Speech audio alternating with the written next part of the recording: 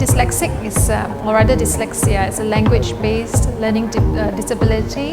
It's a lifelong condition. However, its impact changes as a person grows. It changes at every different stage of a person's life. You can't actually cure dyslexia, but with early intervention and help, every dyslexic person can learn successfully and they can be successful in the future.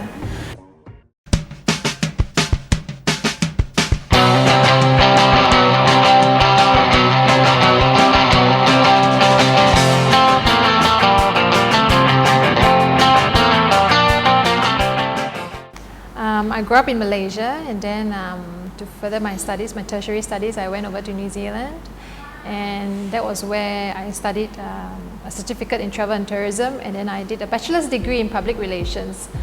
Being brought up in a family where we practice good and open communication, it certainly helps when you're working with kids, because with kids you've got to communicate with them, you've got to be creative, think on your feet, think of ways to interact with them, think of ways to engage them.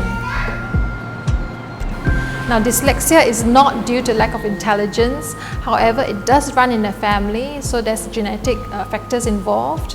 But it occurs in people of all different backgrounds and at all different intellectual levels. What sound does a chicken make, do you know? A lot of them are very anxious, they've got anxiety issues. And of course, when there's a lot of anxiety, when there's a lot of frustration, and when there's a lot of labeling involved, they have very poor self-esteem. So when they come through us, we have to first engage the child, build a rapport with them, build a relationship with them before we actually can go through teaching them.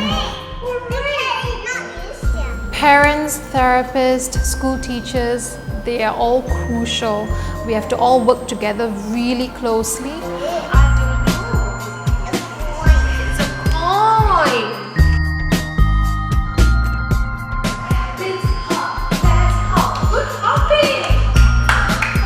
Well, we've been going to schools, speaking to teachers. In fact, we've held a few trainings, a few talks in our center.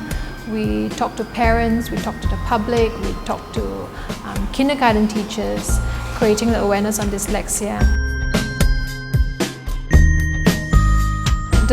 One of the main difference with teaching a non-dyslexic child and a dyslexic child is the amount of attention they give you. And of course the memory retention. Teaching any non-dyslexic child, they would have better memory. You would need to teach them probably once or twice and they're able to retain that information. Whereas with a dyslexic child, repetition is key. You'll be repeating the same thing 5 to 10 times before they actually get it. I want them to be successful. I want them to learn successfully. I want them to go to school and be at par with their peers. I want them to be competing in a level platform with their peers. I do not want any of them to be left behind, because they all can learn. It's just that they learn in a different way and they can all be successful. In a lot of successful dyslexics' lives, they have these in common. Firstly, they've had someone who's been very encouraging and supportive.